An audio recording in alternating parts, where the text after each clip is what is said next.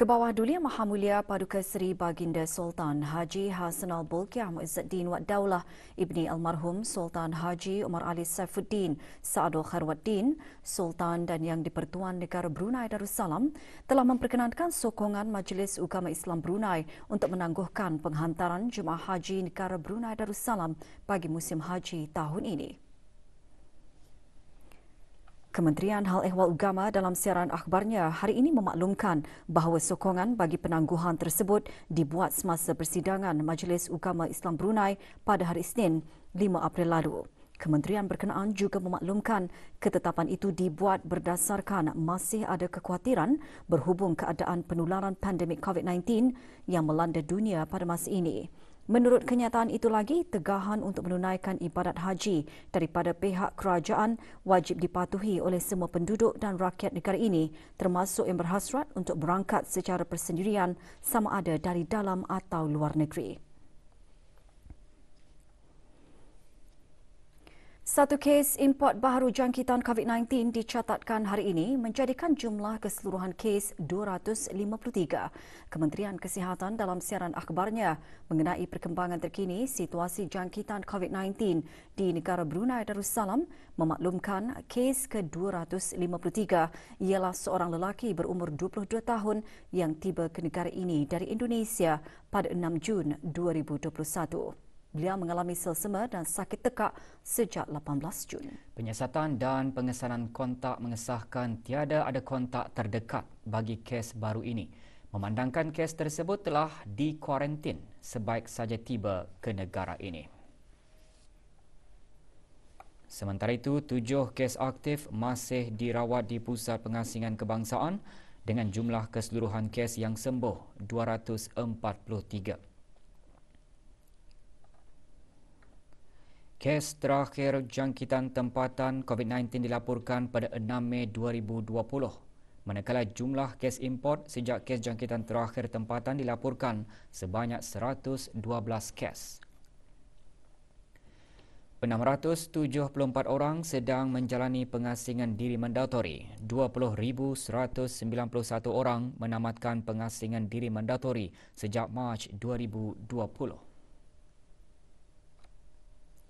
378 ujian virus SARS-CoV-2 telah dilaksanakan menjadikan jumlah keseluruhan ujian makmal dijalankan sejak Januari 2020 kepada 136,945 ujian. Maklumat lanjut dan perkembangan terkini layari laman sesawang Kementerian Kesihatan dan talian Kesihatan 148. Jumlah hasil kutipan bagi kumpulan wang zakat yang telah diterima oleh Majlis Ugama Islam Brunei MUIB termasuk hasil kutipan wang zakat perniagaan bermula bulan Januari 2020 hingga kini adalah sebanyak RM25,339,904.50. Manakala jumlah agihan yang dihulurkan daripada kumpulan wang zakat kepada asnaf-asnaf yang berhak menerima bantuan wang zakat di negara ini sepanjang tahun 2020 dan 2021 sebanyak RM43,773,378.29. Wang zakat tersebut akan diagihkan kepada asnaf zakat yang berhak di negara Brunei Darussalam terdiri daripada asnaf fakir miskin, mu'allaf, al-gharimin, amil dan Ibnu Sabil. Pagi tadi, MUIB menerima zakat perniagaan syarikat Al-Bukhari Sendirian Berhad berjumlah RM15,000 diterima oleh Yang Berhormat Pihin Udana Khatib Datuk Paduka Seri Setia Ustaz Haji Awang Padaruddin bin Pengarah Datuk Paduka Haji Osman, Menteri Hal Ehwal Ugama selaku Yang di-Pertua Majlis Ugama Islam Brunei daripada Fakhri Alam, Pengurus Syarikat Al-Bukhari Textile Center Sendirian Berhad. Apa juga perusahaan berbentuk dagang atau niaga sama ada secara kecil-kecilan atau besar-besaran dalam bentuk syarikat atau individu dinamakan perniagaan yang wajib dikeluarkan zakat bermula dari ia dinamakan perniagaan setelah memenuhi syarat-syarat yang ditetapkan.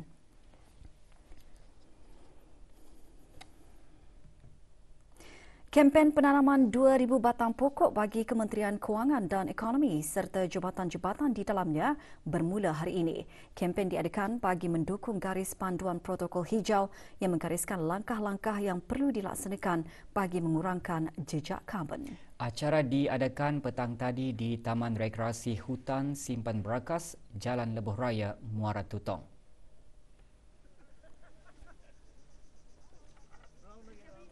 Menyertai kempen yang berhormat Datuk Seri Setia Dr. Awang Haji Muhammad Amin Liu bin Abdullah, Menteri di Jabatan Perdana Menteri dan Menteri Kewangan dan Ekonomi kedua. Protokol hijau menggariskan langkah-langkah yang perlu dilaksanakan bagi mengurangkan jejak karbon di premis-premis perkhidmatan awam dengan penggunaan teknologi efisien serta mengamalkan langkah-langkah penjimatan dalam 7 elemen utama, iaitu penggunaan tenaga, penggunaan air, penggunaan kertas, penggunaan plastik, pengurusan pembuangan sisa pengurusan acara rasmi dan penanaman pokok. Selain itu, ia juga bertujuan meningkatkan lagi kesedaran dalam kalangan warga perkhidmatan awam di sektor kerajaan. Juga hadir Datuk Seri Paduka Awang Haji Muhammad Ahmadin bin Haji Abdul Rahman, Timbalan Menteri Kewangan dan Ekonomi Fiskal, dan Datuk Seri Paduka Dr. Haji Abdul Manaf bin Haji Matusin, Timbalan Menteri Kewangan dan Ekonomi. Selaras dengan dasar belia negara dalam memastikan belia akan mencapai meaningful employment, Cosmopolitan College of Commerce telah dan terus memainkan peranan besar sebagai pembangkit transformasi masyarakat dan ekonomi yang berupaya menghasilkan belia dengan nilai tambah bagi keperluan industri dan yang lebih penting sebagai modal insan yang amat diperlukan negara.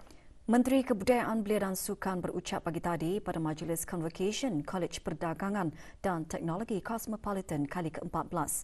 Majlis berlangsung di Indra Samudra, The Empire Brunei.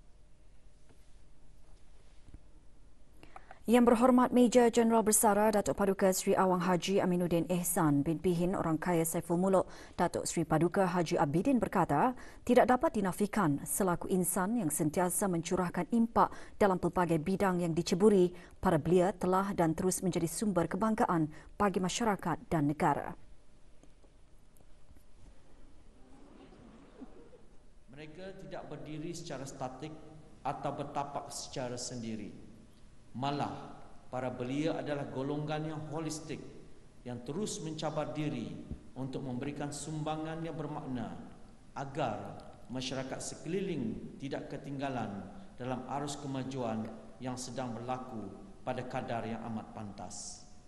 Inilah satu pembelajaran terbesar berikutan impak COVID-19 bahawa sebuah masyarakat pemedulian ataupun caring society amatlah kritikal untuk memastikan kesejahteraan golongan yang memerlukan, khususnya dalam berdepan dengan ketidakpastian semasa.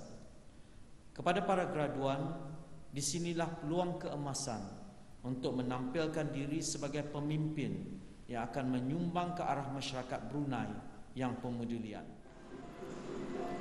416 graduan dalam bidang media kreatif IT dan perdagangan menerima sijil masing-masing. Sehingga kini, Kolej Perdagangan dan Teknologi Cosmopolitan lebih daripada 3,400 orang graduan dan 87% dari jumlah tersebut telah mendapat pekerjaan.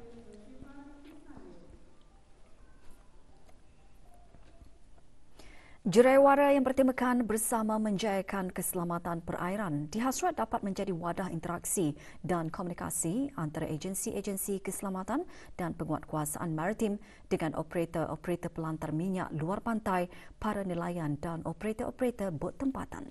Perincian lanjut mengenainya dan bahan berita yang lain menyusul selepas ini.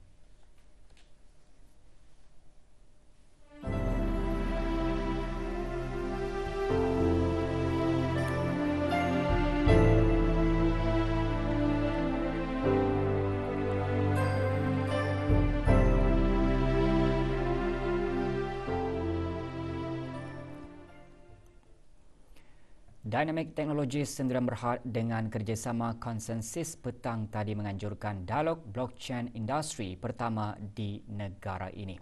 Diadakan di Pusat Persidangan Antarabangsa Berakas, dialog merupakan sebahagian dari persidangan dan pameran pertengahan tahun Brunei Minggu Teknologi Digital 2021 MICE. Hadir Jurutera Awang Haji Muhammad Nazri bin Haji Muhammad Yusof, Setiausaha Tetap Kementerian Pengangkutan dan Info Komunikasi, dan Dr. Awang Haji Azman bin Ahmad, Setiausaha Tetap Pendidikan Tinggi Kementerian Pendidikan. Dialog termasuk sesi percambahan minda bagi mengenal pasti kes-kes yang berpotensi dalam pengurusan identiti pelanggan dan aset, keboleh kesanan rantaian bekalan dan transformasi perkhidmatan dan keselamatan.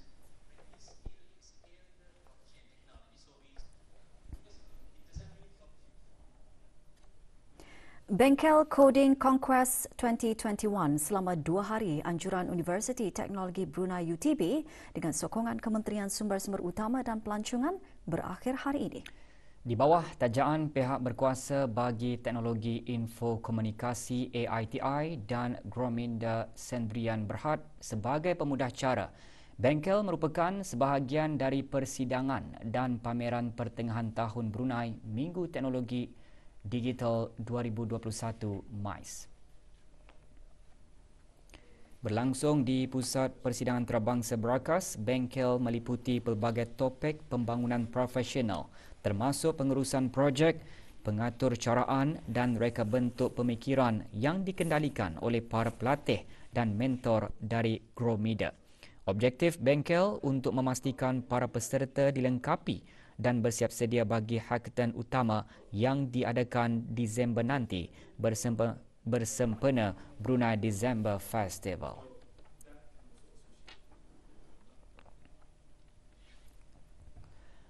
Universiti Teknologi Brunei UTB dengan kerjasama syarikat Brunei LNG Sendirian Berhad pagi tadi mengadakan sesi perkongsian yang merupakan sebahagian daripada siri seminar Cipta 2021.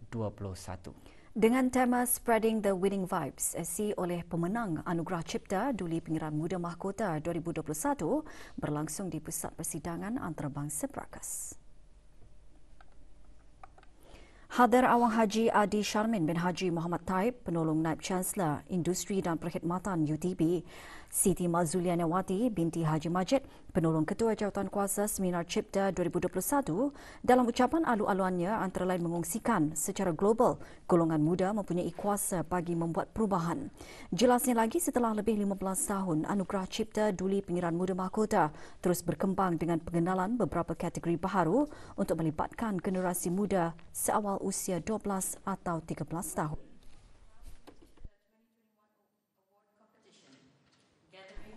Semasa sesi ini, pemenang bagi kategori pengubahsuaian produk, proses atau teknologi sedia ada dengan projek Smart Fish System, Water Quality Management System for Red Tilapia, Rear in Polytank, projek Texim and Effects of Local Plant Extract to Preserve the Post-Harvest Quality and Extend Shelf Life of Figs, mengongsikan bagaimana mereka memulakan projek inovatif masing-masing.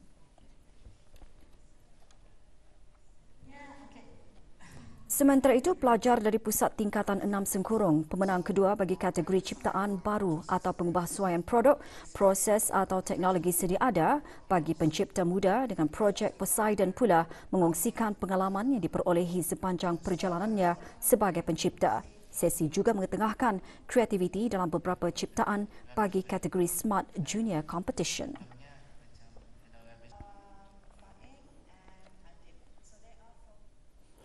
Para nelayan dan pelaut diingatkan agar memakai jaket keselamatan serta mematuhi peraturan-peraturan dan perintah di bawah pihak berkuasa maritim dan pelabuhan negara Brunei Darussalam. Peringatan itu antara yang ditekankan semasa juraiwara mengenai isu-isu keselamatan perairan, khususnya keselamatan para nelayan semasa berada di laut pagi tadi. Dengan bertemakan bersama menjayakan keselamatan perairan, juraiwara diadakan di kawasan Ruang Legar Waho, Petani Mall, daerah Tutong dan dikendalikan oleh Task Force Keselamatan Pelantar-Pelantar Minyak Luar Pantai TFK PMLP. Antara pengisian juraiwara, penyerahan poster kepada para penghulu mukim dan ketua kampung daerah Tutong, ahli-ahli TFK PMLP, para pegawai kerajaan serta nelayan tempatan. Poster diserahkan oleh Penguasa Kanan Polis Awang Matusen bin Haji Jumat, pemangku pengarah Jabatan Gerakan Pasukan Polis Diraja Brunei selaku pengerusi TFKP MLP. Juga diadakan pameran antaranya daripada Jabatan Keselamatan Dalam Negeri, Polis Marine, Pihak Berkuasa Maritim dan Pelabuhan Negara Brunei Darussalam dan Syarikat Minyak Brunei Shell Sendirian Berhad. Mesti berdaftar dengan MPABD dan memiliki kelas 9 terhad. Lepas tu kami juga ingin menekankan kalau orang ramai keluar ke laut untuk mereport ke Muara Single Station kalau sekiranya kita keluar sama balik dari laut and then berapa orang dalam perahu atau and then secondly untuk membawa alat-alat keselamatan serta yang ketiga adalah perahu harus berdaftar dengan Maritime Port and memiliki kelas 9 terhad. Berikutan tersebarnya rakaman audio di media sosial berhubung perbualan antara seorang ibu pelajar dengan guru mengenai etika seorang guru. Kementerian Pendidikan menasihatkan para ibu bapa dan penjaga sebarang kewahaman, kegusaran atau aduan mengenai perkhidmatan pendidikan boleh disalurkan melalui prosedur yang sedia ada. Sebarang isu mengenai guru atau perkhidmatan pendidikan di sesebuah sekolah boleh dibawa ke perhatian pemimpin sekolah yang berkenaan atau Kementerian Pendidikan. Selain itu, Kementerian Pendidikan juga mempunyai beberapa platform terbuka dalam bentuk laman web dan akaun-akaun media sosial kementerian tersebut yang boleh digunakan pihak awam termasuk ibu bapa untuk menyalurkan sebarang perkara yang berkaitan. Mana-mana isu yang ditimbulkan akan diproses untuk diselesaikan dalam tempoh dan cara yang bersesuaian. Pada masa yang sama, Kementerian Pendidikan turut menekankan keselamatan dan perlindungan warga sekolah dan kementerian adalah dilindungi oleh undang-undang negara di mana sebarang ancaman, kekerasan, gangguan, kekerasan lisan atau menghalang dari melaksanakan tugas akan diambil tindakan oleh pihak yang berwajib. Kementerian Pendidikan memberikan perhatian yang serius terhadap insiden tular berkenaan dan menjalankan siasatan mengenainya. Kementerian Pendidikan juga memohon agar orang ramai memberikan kerjasama dalam sama-sama menjaga kesejahteraan warga dan komuniti sekolah serta nama baik semua pihak. Pengendalian e-sensus bagi banci penduduk dan perumahan yang akan berakhir pada 21 Jun 2021 dilanjutkan sehingga 21 Julai 2021. Jabatan Perancangan Ekonomi dan Statistik JPES, Kementerian Kewangan dan Ekonomi dalam siaran medianya memaklumkan tambahan tempoh bagi pengisian e-sensus bertujuan memberikan peluang kepada para pengguna berkenaan untuk melengkapkan e-sensus masing-masing dengan teratur.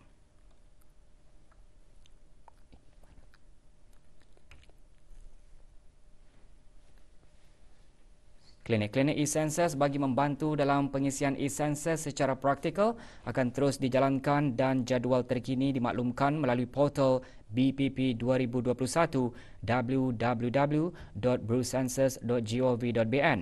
Pelaksanaan peringkat ketiga BPP temuduga bersemuka yang dijadualkan bermula 20 Julai hingga 2 Ogos 2021 kini ditunda kepada 2 hingga 29 Ogos 2021.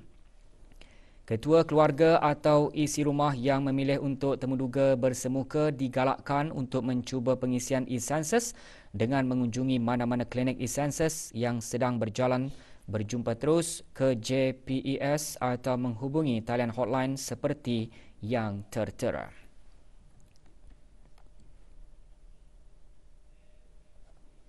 Brunei Gas Carriers BGC dan McDonald Brunei dengan kerjasama tabung darah menganjurkan kempen selama 2 minggu melalui media sosial dengan menjemput orang ramai untuk menderma darah. Kempen bagi menyokong Hari Darah Sedunia dan seruan Kementerian Kesihatan bagi meningkatkan simpanan darah negara ini diadakan di McDonald, Cawangan, Jerudong. Inisiatif ini merupakan salah satu acara kemasyarakatan yang diadakan sebagai sebahagian daripada inisiatif sosial BGC dan program Gaya Hidup Sihat. Kempen dihasrat dapat membantu meningkatkan lagi semangat masyarakat serta menyuntik kesedaran mengenai pemindahan darah yang selamat dan kepentingannya. Antara yang hadir Pengiran Syamhari bin Pengiran Datuk Paduka Haji Mustafa, Pengarah Urusan BGC.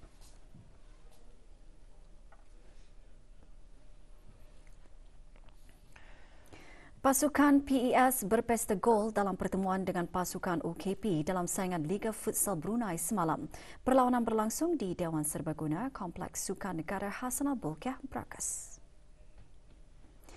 Pada perlawanan ini, PES dengan mudah menewaskan OKP dengan jaringan 15-0. Dengan kemenangan ini, PES meraih 3 mata penuh sekaligus memperbaiki kedudukannya dalam saingan Liga.